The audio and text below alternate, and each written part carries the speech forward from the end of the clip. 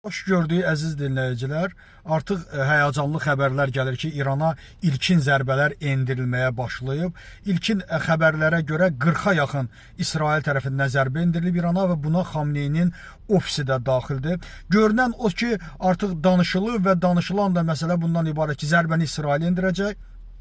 İsrail Amerikanın müttəfiqi olduğuna görə bu mənada Amerikada məsələyə daxil olacaq. Yəni iyul ayındakı baş verən hadisələr kimi. Nəyin bahasına olursa olsun buna hazır olmaq lazımdır. Məhz bu vaxtla 2-3 gün bundan əvvəl AVAX təyyarələrinin, radar təyyarələrinin Türkiyə ərazisində uçduğunun da şahidi olduq.